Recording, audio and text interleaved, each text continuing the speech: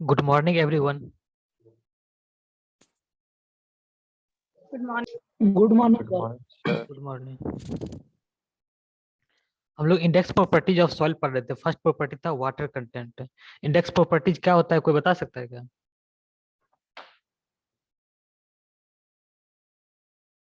Hello,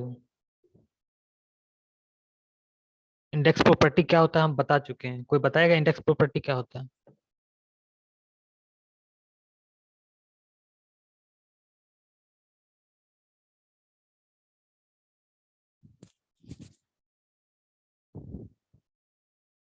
Dharmendra, hello. Yes sir. कुछ याद है क्या? पढ़ते उड़ते नहीं हो क्या तुम लोग?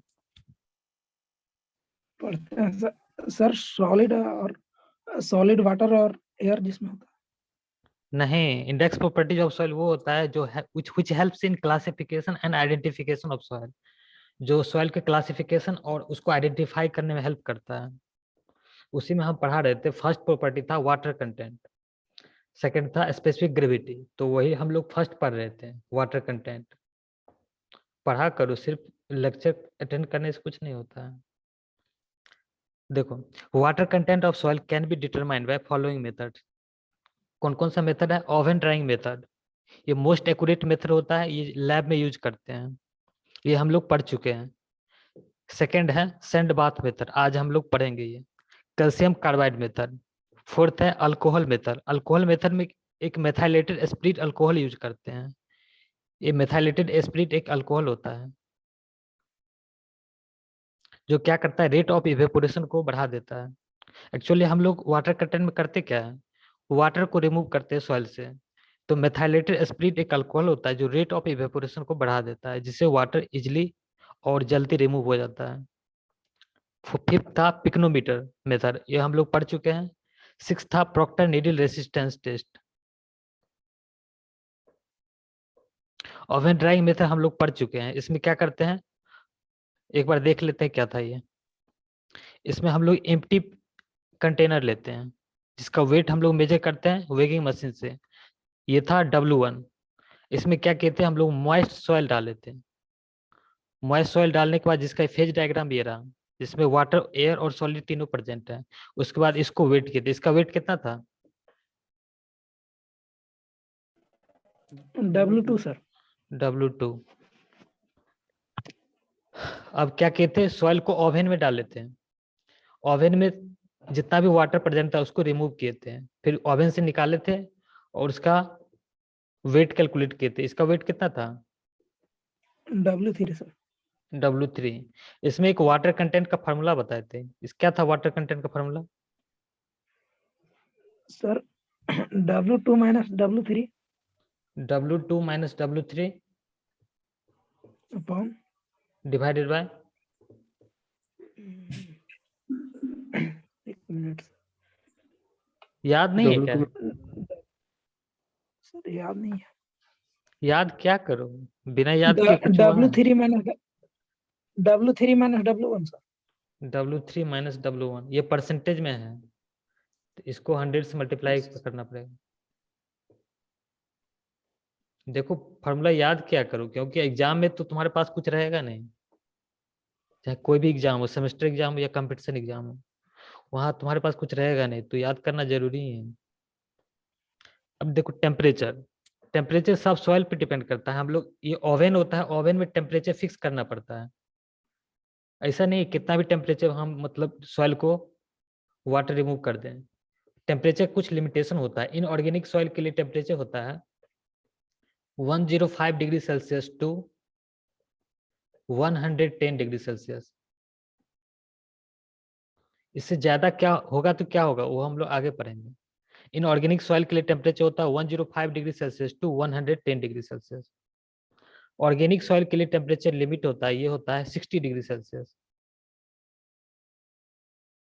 60 डिग्री सेल्सियस ही क्यों होता है, कोई बताएगा ऑर्गेनिक सॉइल के लिए? तो ज्यादा रहेगा तो सारा ऑर्गेनिक मटेरियल बर्न हो जाएगा। तो कुछ हद तक सही है। एक्चुअली क्या होता है, ऑर्गेनिक सॉइल मतलब ऑर्गेनिक वाटर, जो ऑर्गेनिक मटेरियल जो होता है वोलेटाइल इन नेचर होता है। हाई टेम्परेचर वो मतलब CO2 प्लस H2O में कन्वर्ट हो जाता है ऑर्गेनिक मैटर।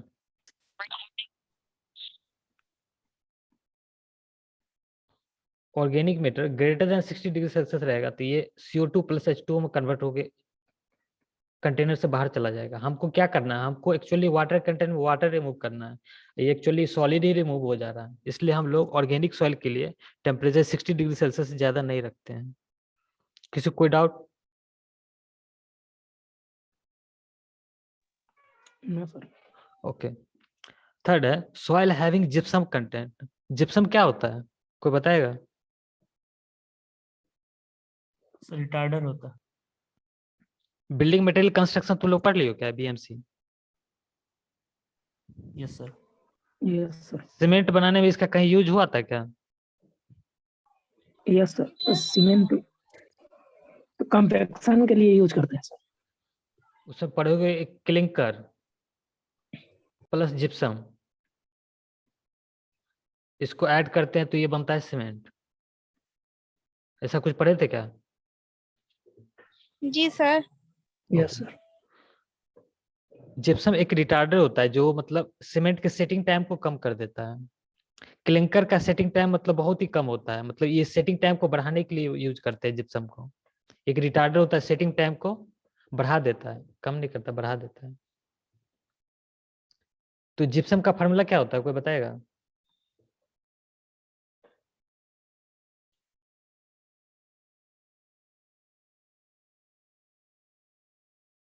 हेलो। तो CaSO4 × 2H2O शायद होता है सर। बिल्कुल सही पकड़ा है तुम। CaSO4.2H2। ये जो 2.2H2 है इसको बोलते हैं वाटर ऑफ क्रिस्टलाइजेशन।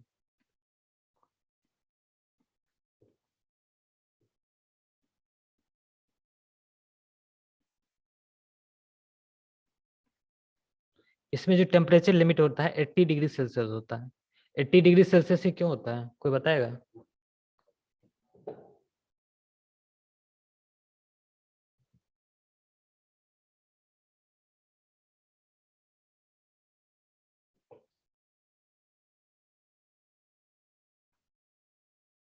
देखो 80 डिग्री सेल्सियस से ज्यादा टेम्परेचर हुआ तो ये वाटर ऑफ क्रिस्टलाइजेशन .2H2 जो है ये वेपोराइज हो जाएगा, ये रिमूव हो जाएगा।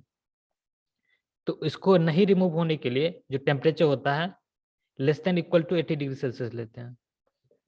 यहाँ तक किसी को कोई डाउट है? No sir. Okay.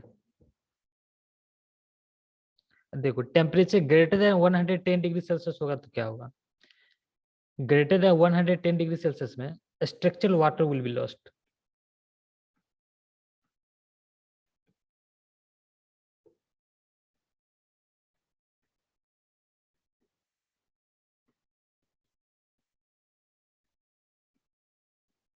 Structural water क्या होता है, देखो this water is present in the form of ionic bond between molecules of soil solids. जैसे हम लोग पढ़े थे सॉइल सॉलिड का शेप कैसा होता है? स्फेरिकल। स्फेरिकल होता है। हम लोग एज्यूम किए थे स्फेरिकल, लेकिन एक्चुअल में कैसा होता है? Flaky sir. Flaky and elongated. तो जैसे ये सॉइल सॉलिड है, स्ट्रक्चरल वाटर जो होता है ये वाटर के अंदर ही मतलब सॉलिड के अंदर ही प्रेजेंट होता है और ये आयनिक बॉन्ड द्वारा सॉलिड से जुड़ा होता है।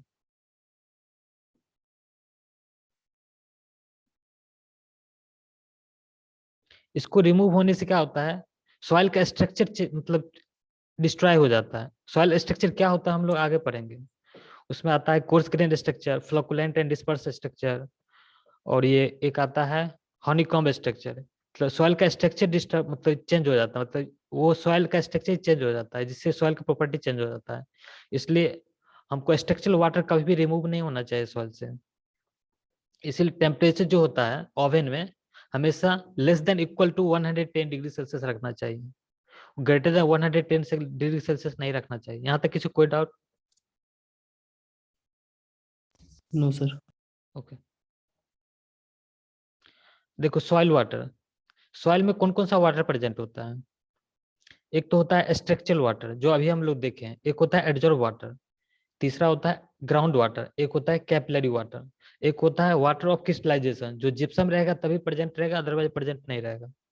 वो एक्सेप्शनल केस है, मतलब वो जिप्सम रहेगा तभी प्रेजेंट होगा। तो जनरली ये चार वाटर जनरली प्रेजेंट होता है। स्ट्रक्चरल वाटर ऑलवेज प्रेजेंट रहता है, सॉलिड के अंदर आयनिक बॉन्ड द्वारा हमेशा जुड़ा रहता है। Adsorb water, ground water, capillary water. हम लोग क्या करते हैं ओवन में, ये तीन वाटर को रिमूव करते हैं, adsorb water, ground water, capillary water. Structure water को रिमूव नहीं करते हैं, मतलब टेम्परेचर हमेशा less than equal to 110 degree Celsius रखते हैं। वो डिपेंड करता है, यदि ऑर्गेनिक सॉइल रहा तो 60 डिग्री सेल्सियस, जिप्सम कंटेंट रहा तो 80 डिग्री सेल्सियस। देखो एडजॉर्ब वाटर क्या होता है? एडजॉर्ब वाटर सॉइल के ऊपर एडजॉर्ब होता है, जैसे ये जो दिख रहा है ये एडजॉर्ब वाटर है, सॉइल के ऊपर एडजॉर्ब होता है, सॉइल सॉलिड के ऊपर एडजॉर्ब होता है, ये है एडजॉर्ब वाटर।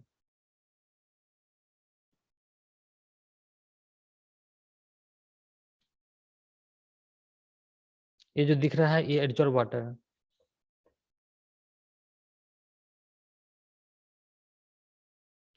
सॉइल सॉलिड के ऊपर जो प्रेजेंट है।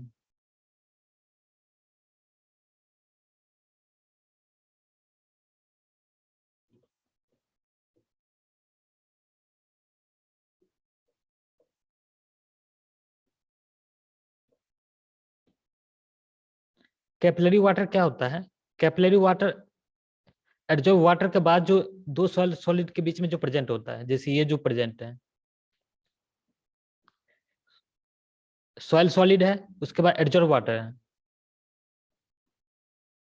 उसके बाद ये है एडजॉर्ब वाटर, उसके बीच में जो प्रेजेंट होता है वो होता है कैपिलरी वाटर।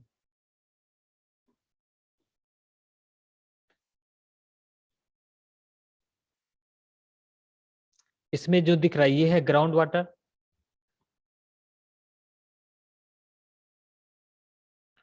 ग्राउंड वाटर के ऊपर जो कुछ पार्ट सेचुरेटेड है ये पोर्शन,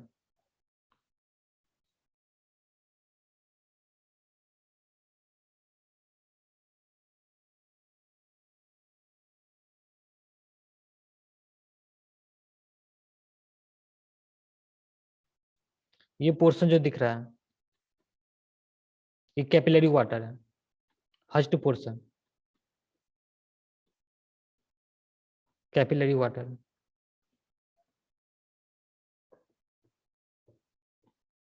कैपिलरी कभी पढ़े थे क्या?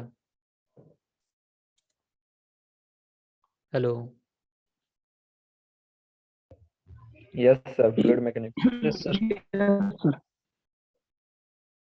एक ट्यूब होता था जिसमें जिसका डायमीटर बहुत कम होता है, उसमें वाटर राइज करता था ड्यू टू सरफेस टेंशन। तो यहाँ पे एक ट्यूब तो नहीं होता है, लेकिन सॉइल के अंदर वॉइड होता है, कुछ इस तरह से सॉइल होता है।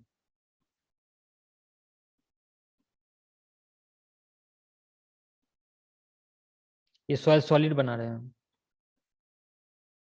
ये जो गैप जो है, ये गैप से क्या करता है, ये वाटर राइज करता है, ये एक ट्यूब की तरह ही बिहेव करता है।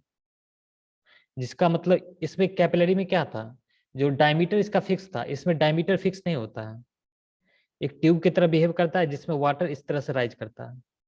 ये कुछ हाइट तक ही वाटर राइज करता है, कितना वाटर राइज करेगा ये डिपेंड करता है सॉइल टाइप का। जैसे क्ले और सिल्ट रहा तो वाटर ज्यादा राइज करेगा, क्योंकि उसका डायमीटर ये जो होता है वाइड कम होता है। इसमें क्या होता है, कोर्स ग्रेन सॉइल में वाटर कम राइज करता है। कैपिलरी वाटर क्या होता है समझ गए, ग्राउंड वाटर समझ गए, एडजॉर्ब वाटर, स्ट्रक्चर वाटर। सब किसी को कोई डाउट है यहाँ तक?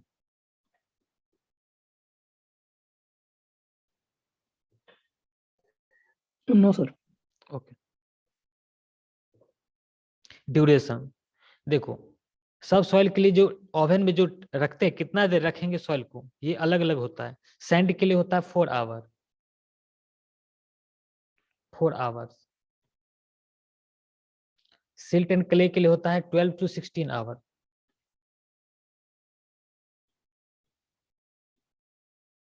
कोई ये बताएगा सैंड के लिए कम क्यों होता है, सिल्ट और क्ले के लिए ड्यूरेशन ज्यादा क्यों होता है?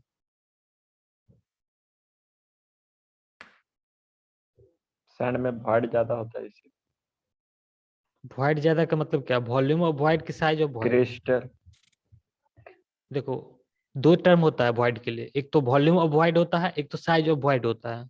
तुम क्या कहना चाहते हो, वॉल्यूम ऑफ वॉइड ज्यादा होगा कि साइज ऑफ वॉइड ज्यादा होगा? सर क्ले का साइज साइज भी कम होता है। सिल्टर क्ले में साइज ऑफ वॉइड क्ले कम का होता है। क्ले और सिल्ट। ठीक है, देखो यस सर। एक्चुअली सपोज करो ये सैंड है,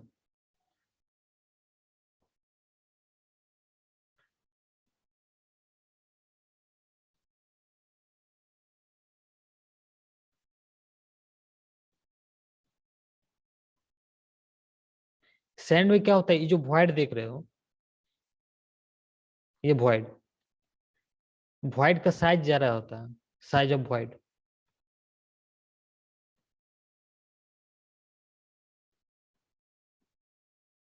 साइज ऑफ वॉइड ज्यादा होता है, और जब पार्टिकल छोटा होता है, सिल्ट और क्ले केस में,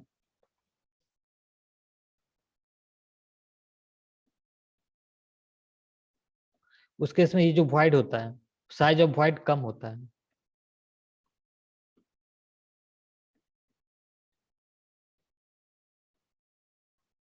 इस केस में जब साइज ऑफ वॉइड ज्यादा होगा तो वाटर इजिली रिमूव हो जाएगा, बहुत कम समय में वाटर इजिली रिमूव हो जाएगा। इस केस में क्या होता है, साइज ऑफ वॉइड कम होता है, जिस कारण वाटर रिमूव होने में टाइम लगता है, इसलिए सिल्ट और क्ले में ड्यूरेशन ज्यादा होता है। लेकिन for all types of soil, for all types of soil,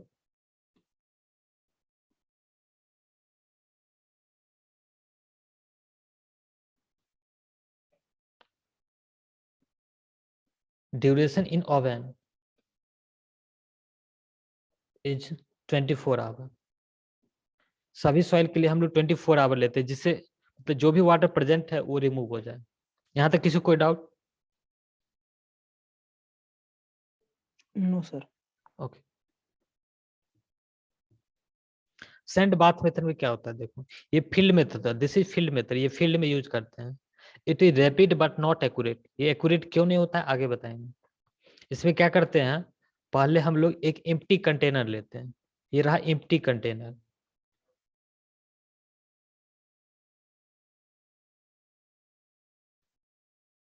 इसका वेट मेजर कर लेते हैं, इसका वेट सपोज W1। उसके बाद क्या करते हैं, इस कंटेनर में सॉइल डालते हैं, ये सॉइल रहा।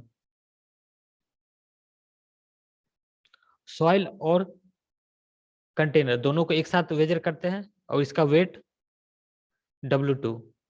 ये रहा सॉइल का फेज डायग्राम। ये सॉइल मॉइस्ट सॉइल रहा, ये ड्राई सॉइल नहीं है, मॉइस्ट सॉइल है। अब इसके बाद क्या करते हैं, इस कंटेनर को एक सैंड बाथ में डालते हैं, ये है सैंड। और ये जो कंटेनर है ये सैंड बाथ है, और ये स्टोव है।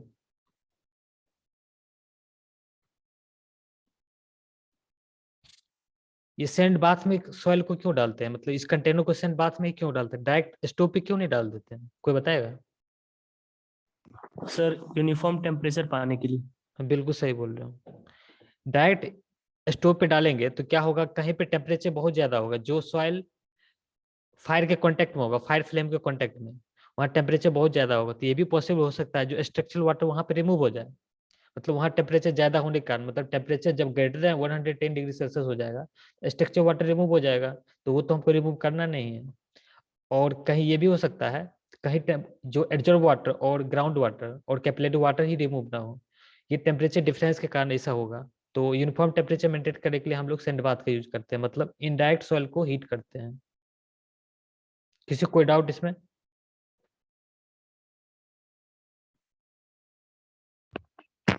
साउंड कट रहा है। साउंड नहीं आ रहा है क्या? आपका आवाज सर कट कट के आ रहा है। अभी ठीक है क्या?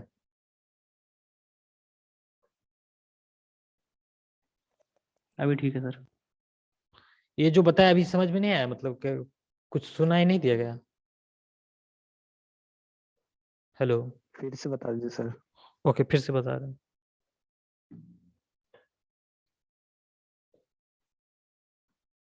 ये एक एम्प्टी कंटेनर लिए हैं जिसका वेट मेजर कर लिए W1।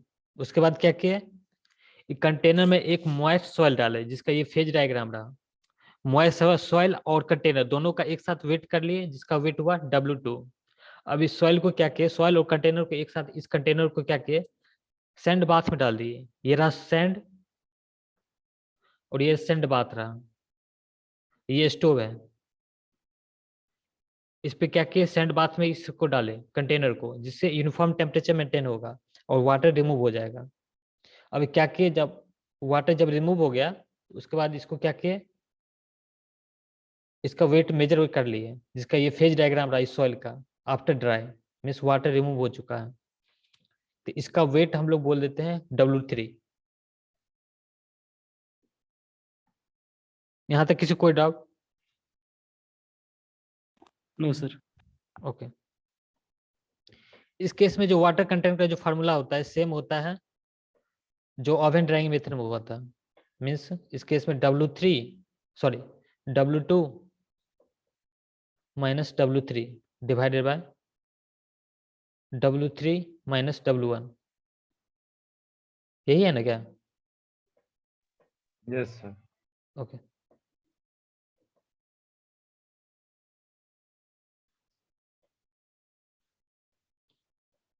अब क्वेश्चन ये आता है जो ये नॉट एक्यूरेट क्यों है? कोई बताएगा नॉट एक्यूरेट क्यों है? इससे वाटर कंटेंट जल्दी तो निकल जाता है बट नॉट एक्यूरेट है, क्यों? व्हाई?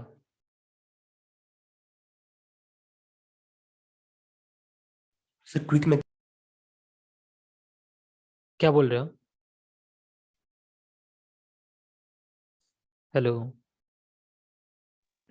सर सैंड अच्छा से मीन्स सॉइल अच्छा से ड्राई नहीं होता होगा इसीलिए। एक्यूरेट इसलिए नहीं है, देखो इसमें क्या, जैसे ओवन में क्या था, टेम्परेचर हम लोग मेंटेन कर दिए थे। जैसे मान के चलो हम लोग टेम्परेचर मेंटेन कर दिए 100 डिग्री सेल्सियस। सर यहाँ पे आप टेम्परेचर को सर कंट्रोल नहीं कर सकते हैं, इसकी वजह से हाँ। सर आप एक्यूरेट मेजरमेंट नहीं ला सकते। टेम्परेचर को यहाँ पर कंट्रोल नहीं कर सकते हैं। इसकी वजह से क्या होगा, ये भी हो सकता है जो स्ट्रक्चर वाटर भी रिमूव हो जाए, जबकि हमको स्ट्रक्चर वाटर रिमूव नहीं करना है, इसलिए ये इनएक्यूरेट मेथड होता है। टेम्परेचर कंट्रोल नहीं कर सकते इसमें। यहाँ तक किसी कोई doubt? No sir. Okay. Pycnometer method ये हम लोग पढ़ चुके हैं।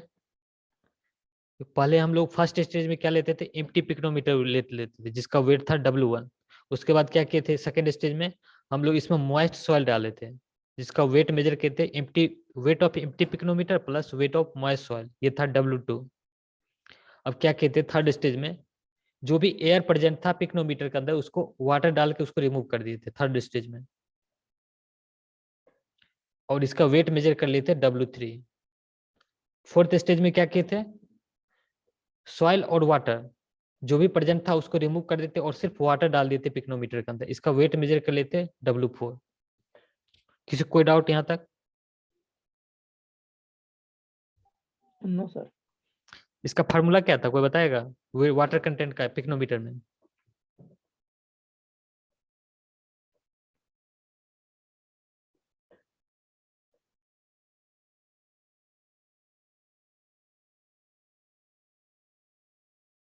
फार्मूला याद है किसी को? Wait of water by weight of solid sir. नहीं, W1 W2 W3 W4 के टर्म में, और इसमें G टर्म यूज होता है, स्पेसिफिक ग्रेविटी। बहुत लंबा था सर। याद रखना सर है, लंबा था ना। Sir W2 minus W1 divided by W4 minus W3, फिर ब्रैकेट में 1 माइनस GS अपॉन GS, फिर -1।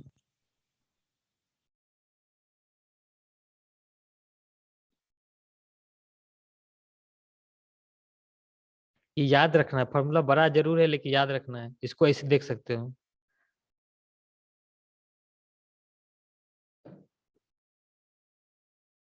एंटी क्लॉकवाइज में देखोगे तो ये W1 W2 W3 W4 मतलब 1 2 3 4 हो रहा है, बीच में माइनस है, देख रहे हो?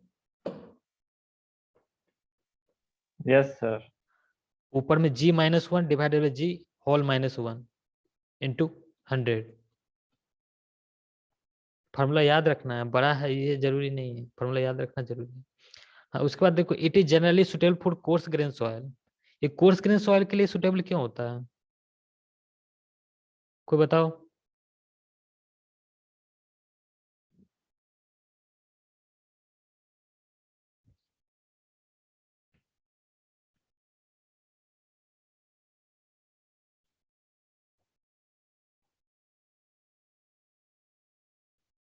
कुछ बोलो। लास्ट में जो सॉइल निकालते हैं सर तो इजी निकल जाएगा इसीलिए। नहीं, प्रॉब्लम आता है थर्ड स्टेज में। थर्ड स्टेज में क्या करते हैं हम लोग, जितना भी एयर प्रेजेंट होता है सॉइल के अंदर उसको रिमूव करना होता है वाटर डाल के। जब फाइन ग्रेन सॉइल होगा तो उसका साइज ऑफ वॉइड जो होता है बहुत फाइन होता है, बहुत छोटा होता है साइज ऑफ वॉइड, जिसके कारण उसमें वाटर इंटर करना और एयर निकलना मुश्किल हो जाता है फाइन ग्रेन सॉइल में। लेकिन कोर्स ग्रेन सॉइल में ऐसा नहीं होता है, साइज ऑफ वॉइड बड़ा होता है जिस कारण इजिली वाटर उसमें इंटर कर जाता है वॉइड में।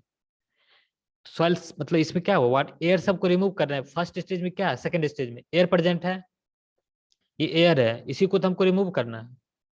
रिमूव कैसे करेंगे, वाटर डाल के। तो ये वाटर जाएगा तभी जब साइज ऑफ वॉइड बड़ा होगा। साइज ऑफ वॉइड छोटा होगा तो उसमें 100% एयर निकालना मुश्किल हो जाता है। थर्ड स्टेज में ही प्रॉब्लम आता है, इसलिए हम लोग कोर्स ग्रेन सॉइल का यूज करते हैं, जनरली कोर्स ग्रेन सॉइल के लिए यूज करते हैं पिग्नोमीटर मेथड। किसी कोई डाउट? No sir.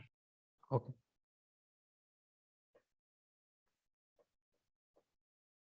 देखो specific gravity, specific gravity determined by, ये सेकंड क्या है, ये याद है कि भूल गया? सेकंड क्या है? फर्स्ट हम लोग पढ़े थे water content, second specific gravity, first second क्या है? ये index property sir. Index property of soil है। Second property index property of soil है specific gravity. Specific gravity determined by 900 ml pycnometer. ये भी पिक्नोमीटर मेथड से ही निकालते हैं। प्रोसीड्यूर देखो, इसमें फर्स्ट स्टेज में एम्प्टी पिक्नोमीटर यूज करते हैं, जिसका वेट मेजर कर लेते हैं एम्प्टी पिक्नोमीटर का W1। सेकेंड स्टेज में क्या करते हैं, एम्प्टी पिक्नोमीटर में ड्राई सॉइल डालते हैं। पिछले केस में हम लोग कौन सा सॉइल डाल लेते हैं, वाटर कंटेंट केस में पिक्नोमीटर में मोस्ट सॉइल। मॉइस्ट सॉइल डाल देते हैं। सेकेंड स्टेज में इसमें ड्राई सॉइल डालते हैं, और dry soil plus weight of empty pycnometer इसको मेजर कर लेते हैं, और ये होता है W2। और थर्ड स्टेज में क्या करते हैं, जो भी एयर प्रेजेंट होता है ये पिक्नोमीटर के अंदर उसको वाटर डाल के रिमूव करते हैं। तो इस थर्ड स्टेज में एयर प्रेजेंट नहीं होता है, इसका वेट मेजर कर लेते हैं, ये होता है W3।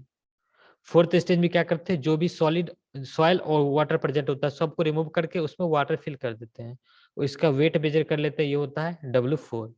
यहाँ तक किसी को कोई डाउट? देखो नो सर। ये मेथड पूरा सेम ही है accept stage 2 in which only dry soil is used. In previous case moist soil is used. ये सेम ही है पिग्नोमीटर मतलब वाटर कंटेंट की तरह, लेकिन सेकंड स्टेज में ये ड्राई सॉइल यूज हुआ है। देखो W1 क्या है, W1 क्या है, weight of container. Empty. Wait of empty pycnometer.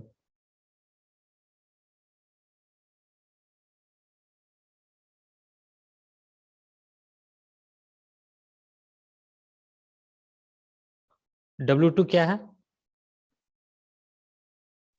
Wait of empty pycnometer plus solid sir. Wait of empty pycnometer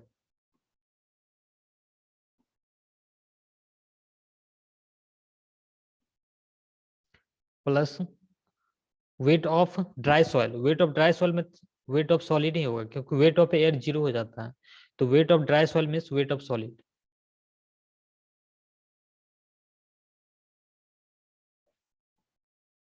इसको लिख सकते हैं W2 equal to weight of empty pycnometer, इसको हम लोग W1 एज्यूम किए हैं, प्लस वेट ऑफ सॉलिड, इसको इक्वेशन 1 मान लेते हैं। अब देखो W3 इजकल टू क्या क्या है, देख के बताओ क्या है W3। Empty pycnometer plus solid plus water.